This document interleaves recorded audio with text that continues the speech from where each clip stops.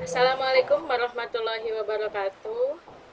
Waalaikumsalam. Waalaikumsalam warahmatullahi Waalaikumsalam wabarakatuh. warahmatullahi wabarakatuh. Selamat pagi anak-anak semua. Selamat Selamat pagi, pagi, Bu. Bu. Selamat pagi, alhamdulillah ya kita semua bisa bertemu walau tatap maya seperti ini. Udah kangen untuk sekolah lagi? Kangen Bu. Lumayan, Bu. Kangen ya. Kangennya sama ibu apa sama pelajarannya nih? Dua-duanya Bu. Dua-duanya. Ada, Bu. Oke. Ya, sebelum kita masuk ke materi pembelajaran, alangkah baiknya kita berdoa bersama. Boleh dipimpin sama Bayu, coba Bayu. Oke, Bu. Baik, Bu. Teman-teman, sebelum kita belajar online hari ini, alangkah baiknya kita berdoa terlebih dahulu. Menurut kepercayaan masing-masing, berdoa dimulai.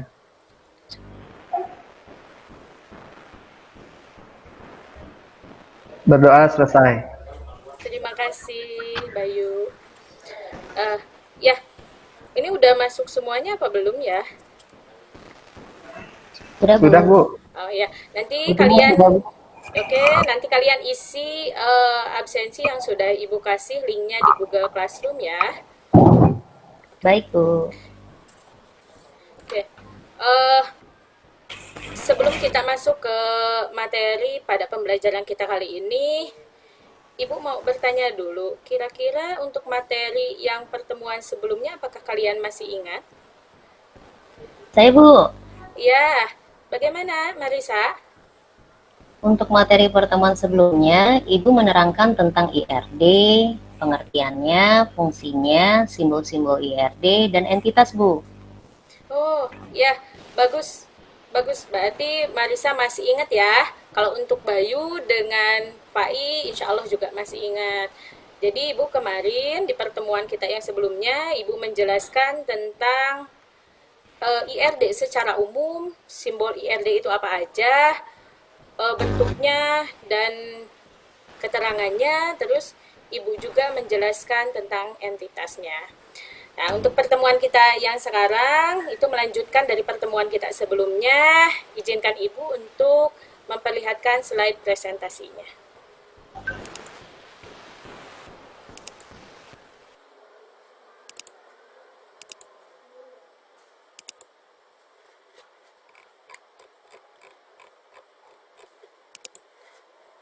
Apakah slide Ibu sudah terlihat? Sudah, Bu. Sudah, ya. Terima kasih. Kita sekarang masuk ke dalam pertemuan basis data di pertemuan kedua di KD2, di KD3, di KD3.2 dan 4.2 di pertemuan kedua, yaitu memahami bentuk diagram hubungan antar entitas. Dan untuk keterampilannya, kalian nanti untuk mempresentasikan hubungan keterkaitan antar data dalam diagram. Untuk tujuan pembelajaran kita hari ini, yaitu nanti kalian dapat menjelaskan apa itu yang disebut dengan atribut, lalu kalian dapat menjelaskan tentang jenis atribut itu apa aja, dan fungsinya. Setelah itu, kalian dapat menjelaskan apa itu relasi. Selanjutnya, kalian juga dapat menjelaskan apa yang disebut dengan kardinalitas relasi, menjelaskan pula keterkaitan entitas, atribut, relasi, beserta kardinalitasnya, dan yang terakhir kalian dapat menjelaskan hubungan antar entitas. Yang pertama yang akan Ibu jelaskan di pertemuan kita kali ini yaitu atribut. Mungkin minggu kemarin kalian baru mengenalnya entitas saja. Padahal di sebelumnya juga di simbol sudah Ibu perlihatkan ada tabel yang dalamnya itu untuk persegi panjang itu untuk entitas. Untuk atribut itu kalau kalian masih ingat bentuknya itu kalau nggak bulat elips ya. Terus untuk relasi itu diamond atau belah ketupat. Dan yang terakhir itu ada garis atau hubungan. Oke, untuk atribut di sini bisa kalian lihat di slide presentasi Ibu. Atribut itu sering disebut juga dengan properti ya. yaitu keterangan-keterangan yang terkait dengan sebuah entitas atau merupakan sifat-sifat atau karakteristik pada suatu entitas. Jadi, dari tugas yang sebelumnya atau pemahaman kalian sebelumnya tentang entitas, entitas itu adalah sebuah objek nyata. Terus sekarang di pertemuan yang selanjutnya kalian lengkapi objek tersebut dengan ciri-cirinya, karakternya yang disebut dengan atribut. Selanjutnya, macam-macam atribut. Macam-macam atribut itu adalah ada simple atribut, ada composite atribut, ada single value atribut, multi value atribut. Selanjutnya ada mandatory atribut dan non mandatory atribut. Lanjut ada derived atribut atau sering kalian kenal dengan atribut turunan. Yang terakhir ada key atribut atau mungkin kalian lebih mengenalnya dengan atribut kunci. Oke, sekarang Ibu akan menjelaskan jenis-jenis atribut beserta fungsinya. Yang pertama ada simple atribut. Atribut ini adalah atribut yang tidak dapat dibagi-bagi menjadi atribut yang lebih kecil lagi, nak. Jadi atribut ini cukup nanti nilainya 1, hampir sama seperti nanti ada penjelasan selanjutnya. Simple itu hampir sama dengan single, ya. Yang di sini pengertiannya untuk simple, Ibu ulangi lagi, itu tidak dapat dibagi lagi menjadi yang kecil. Contohnya seperti atribut jenis kelamin pada entitas siswa. Kalau tidak perempuan ya laki-laki, berarti itu lebih simple gitu ya. Selanjutnya ada composite atribut. Nah, composite atribut di sini adalah kebalikan dari simple atribut yang barusan. Kalau simple atribut itu tidak bisa dibagi-bagi lagi, tapi composite atribut ini bisa dibagi-bagi lagi. Contohnya seperti atribut nama. Kalian bisa bagi-bagi lagi. Ada nama depan, ada nama belakang ya, ada nama panggilan, atau bisa juga dengan entitas alamat. Bisa juga kalian bagi-bagi lagi. Nama jalannya, RT-nya berapa, RW-nya berapa, provinsi, dan seterusnya. Oke, saya ulangi lagi. Composite atribut itu atribut yang dapat dibagi menjadi atribut-atribut yang lebih kecil. Selanjutnya, ada single value atribut. Yang ini nilainya, value-nya itu hanya mempunyai satu nilai. Jadi, dari entitas tersebut yang nanti isinya atribut single itu hanya ada satu saja. Contohnya seperti atribut nomor induk siswa, NIS di sini. Nilainya itu pasti tunggal. Entitas siswa hanya memiliki satu nilai atribut NIS. Ya, itu adalah atribut yang hanya mempunyai satu nilai. Kalau multi value atribut itu kebalikan dari single value atribut yang barusan. Kalau yang tadi nilainya cuma hanya ada satu, kalau ini bisa lebih dari satu, anak-anak. Jadi atribut value ini atribut yang memiliki lebih dari satu nilai yang jenisnya sama dari satu data tunggal. Contohnya seperti kalau kalian mengisi atribut hobi, kalian boleh lebih dari satu. Contoh nih, Marisa, kalau ibu tanya hobinya apa? Hobinya saya bu masak sama baca novel. Itu kan lebih dari satu. Itu boleh masuknya ke dalam jenis multi value atribut. Selanjutnya, ada mandatory atribut dan non-mandatory atribut. Apa sih, Bu? Ini pengertiannya. Kalau untuk mandatory atribut, itu adalah atribut yang harus diisi.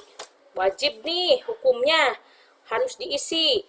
Harus memiliki nilai dan tidak boleh kosong. Pernah nggak kalau kalian dalam pengisian sebuah email atau pengisian sebuah aplikasi, terus kalian lupa nih nggak ngisi username atau passwordnya, kalian sengaja dilewati, terus ada tulisan wajib diisi. Nah, itu adalah salah satu ciri dari mandatory atribut, wajib diisi. Biasanya terletak pada primary key dari setiap entitas seperti kode, nomor, itu biasanya memiliki ciri mandatory atribut. Yang selanjutnya, kalau non-mandatory atribut itu kebalikannya. Kebalikannya, kalau yang ini boleh diisi, boleh tidak. Contoh seperti atribut hobi, saya nggak mau ngisi bu, atau saya mau ngisi, itu tidak jadi masalah, tidak bakalan mengganggu data yang sudah ada, atau data yang pentingnya. Lanjut, Untuk derived atribut atau atribut turunan di sini adalah atribut yang nilainya diperoleh pengolahannya dari tabel yang lain atau dari atribut yang lain. Sama seperti pertemuan kita sebelumnya, kalau kalian masih ingat ketika Ibu menjelaskan ada entitas itu ada dua macam, ada entitas kuat dengan entitas lemah. Nah, hampir sama dengan entitas lemah di sini. Jadi manfaatnya itu atau nilainya itu akan ada jika entitas yang lain sudah terpenuhi. Sama seperti ini. Ketika atribut turunan ini pengertiannya akan ada nilainya jika atribut yang lain sudah terpenuhi. Contohnya di sini, atribut predikat dapat dihasilkan dari atribut nilai nama mata pelajaran pada tabel nilai. Coba kalian bayangin, Ibu kasih bayangan nih, ada sebuah tabel. Ini isinya itu, tabelnya itu ada nomor, ada NIS kalian, ada kode mata pelajaran yang sudah kalian ketahui, terus ada nilai mata pelajaran, dan predikat. Kebayang nggak kalau kalian, Ibu kasih rapot, biasanya kalau predikat itu ada A, ya, ada B, ada C, itu akan muncul jika nilai mata pelajaran kalian sudah terisi. Di sana di sana predikat itu adalah atribut turunan. Jika nilai mata pelajarannya terisi, maka predikat pun akan terisi. Tetapi jika nilai mata pelajarannya tidak terisi, maka predikat pun tidak terisi. Itu yang dimaksud dengan atribut turunan. Untuk key atribut, ada beberapa macam nih, ada 4 macam untuk key atribut. Ada super key, ada kandidat key, ada primary key, dan ada foreign key. Untuk pengertian umumnya, key itu adalah atribut yang unik, yang membedakan satu dengan yang lainnya. Untuk relasi, Ibu sekarang masuk nih ke relasi. Tadi atribut udah beres ya. Untuk relasi itu adalah hubungan atau kejadian atau transaksi yang terjadi di antara dua entitas yang keterangannya perlu diperlihatkan. Jadi kalau kalian kemarin udah bikin entitas, terus sekarang dilengkapi nih dengan atribut, nanti entitas dengan entitas ketemu harus melewati sebuah relasi. Kemarin sudah Ibu bilang di pertemuan sebelumnya, bahwa persegi panjang, kalau mau bertemu dengan persegi panjang lagi harus melewati diamond, harus melewati relasi. Berarti relasi itu adalah hubungan dari dua buah entitas atau lebih. Yang terakhir di pertemuan kita kali ini, Ibu akan menjelaskan tentang kardinalitas relasi. Yang tadi yang udah beres, yang udah disambungin nih sama kalian dengan diamond, kalian cantumkan kardinalitasnya. Dalam IRD, hubungan relasi dapat terdiri dari sejumlah entitas yang disebut dengan derajat relasi. Nah, di sini kardinalitas relasi itu adalah jumlah maksimum yang berhubungan dengan himpunan entitas dengan himpunan entitas yang lain. Untuk jenisnya ada 3 macam nih anak-anak untuk kardinalitas relasi. Yang pertama, hubungannya itu ada 1 ke 1. Atau kalian nanti akan nemu di beberapa sumber 1 to 1. Atau nulisnya angka 1 strip 1. Yang kedua, ada 1 ke banyak atau 1 to many. Atau 1 ke n atau n ke 1. Seperti itu. Yang terakhir, ada banyak ke banyak. Many to many. N strip n. Seperti itu. Oke, anak-anak, kalian juga bisa memperdalam pengetahuan kalian melalui link YouTube referensi yang Ibu sertakan di sini. Nih, seperti ini ya. Ini ada yang pertama, ada link YouTube-nya untuk pengenalan atribut. Itu untuk judulnya. Yang kedua ada IRD dari Kusrini. Itu bisa juga kalian tambahkan sebagai tambahan pengetahuan. Yang ketiga ada relasi 1 ke banyak. Yang keempat relasi banyak ke banyak. Dan yang kelima ada relasi 1 ke 1. Demikian penjelasan dari Ibu. Jangan lupa kalian tidak ada kata tua untuk belajar. Kalian harus tetap semangat ya. Ya, terima kasih. Itu penjelasan dari Ibu untuk pertemuan kita kali ini. Oke, untuk kalian, apakah ada pertanyaan dari penjelasan Ibu barusan? Apakah ada Saya yang mau Bu, ditanyakan? Ya, Bayu. ini Bu mau tanya Bu, apakah atribut dalam entitas ditentukan jumlahnya atau tidak ya? Oke, bagus sekali pertanyaannya. Kalau untuk jumlah atribut untuk entitas itu tidak ditentukan, Bayu. Jadi tergantung kebutuhan Bayu itu sampai berapa. Oh, saya mau 10 Bu, dalam satu entitas atributnya boleh. Ah, saya mau 4 Bu, boleh. Tetapi tetap tidak boleh satu ya, Bayu. Karena kalau satu, nanti atributnya Bayu nggak dapat informasi. Ketika Bayu lihat tabelnya itu nggak dapat informasi. Atau ketika lihat tabelnya itu nggak bakal dapat informasi. Contoh, kalau ada entitas siswa, terus atributnya cuma ada nih saja, itu tidak dapat informasinya. Minimal dua lah, ya, minimal dua atribut. Contoh, ketika Bayu bikin entitas siswa, terus atributnya NIS dengan nama, itu minimalnya Bayu sudah mendapatkan satu informasi. Seperti itu, Nak. Ada lagi? Ada pertanyaan lagi?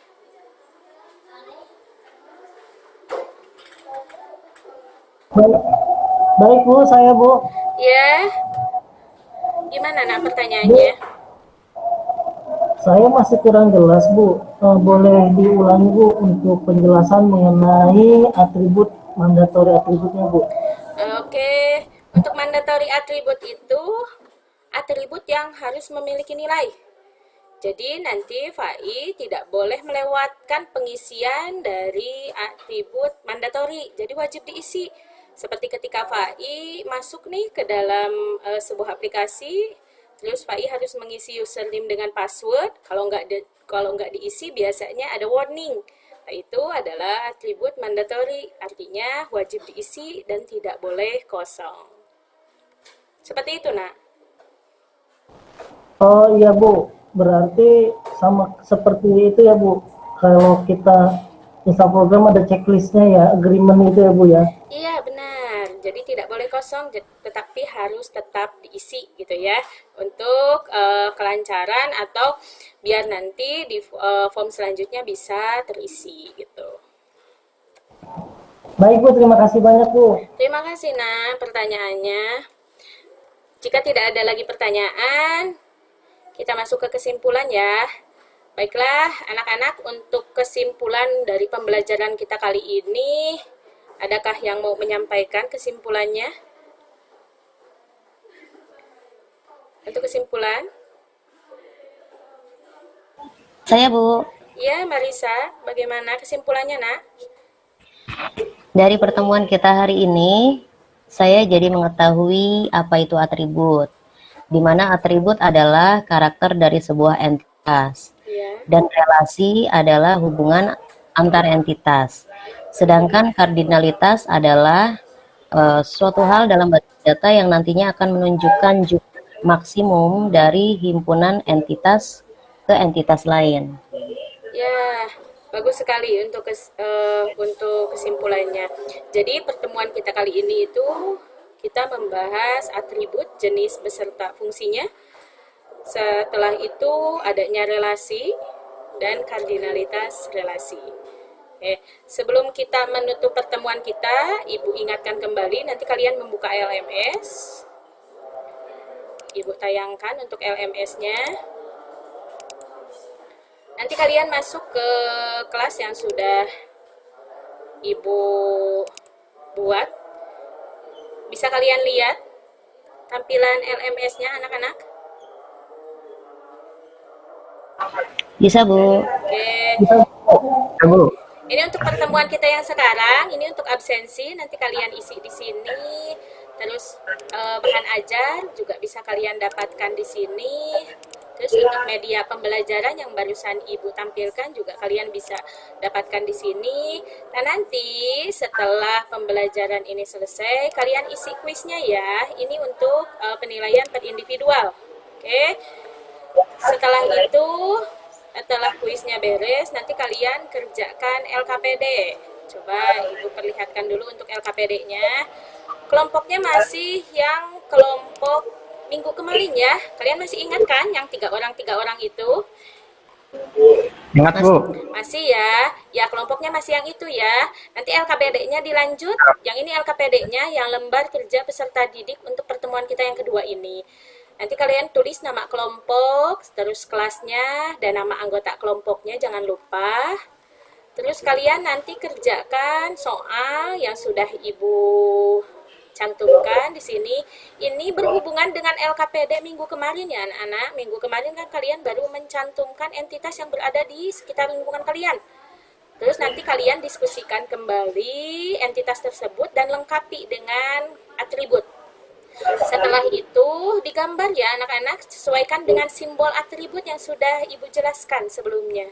Setelah itu kalian hubungkan entitas tersebut dengan relasi. Barusan kan kalian sudah Ibu jelaskan tentang relasi. Selanjutnya setelah itu beli kardinalitasnya atau rasio kardinalitas. Yang terakhir kalian beri kesimpulan nih dari hasil diskusi kalian dari awal sampai akhir ya. Kalian isi di nomor yang terakhir. Oke, setelah itu nanti kalian kirim hasil diskusi kalian di LMS. Ibu tunggu sampai jam 4 sore ya. Jangan lupa. Baik, Bu. Ya. Baik Bu, baik. Makasih Bu. Iya. Sudah ya, tidak ada pertanyaan. Pertemuannya, pemahamannya juga sudah mantap ya. Alhamdulillah. Terima kasih anak-anak. Semoga kalian tetap sehat. Jangan lupa jika keluar rumah pakai masker ya. Jangan nggak pakai masker. Nah, semoga sehat selalu.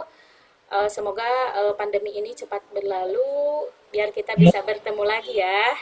Bisa cepat-cepat belajar di kelas seperti biasa.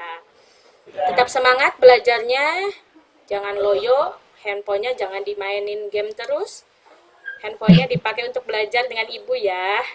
Oke, Iya. Siap, Bu. oke. Di akhir pertemuan, alangkah baiknya kita berdoa dulu, berdoa untuk kebaikan kita semua. Yang pimpin doa tadi Bayu ya, sekarang ibu mau minta Fai, pimpin doa penutup. Nah. Baik Bu, baik. Baiklah teman-teman semua, alhamdulillah pembelajaran kita pada hari ini telah berakhir di pertemuan ini. Semoga pembelajaran ini bermanfaat buat kita semua, dan jangan lupa juga nanti kita berdiskusi dan juga mengerjakan tugasnya ya. Untuk itu kita tutup pertemuan pada hari ini dengan membaca doa sesuai agama dan kepercayaan masing-masing. Berdoa dimulai.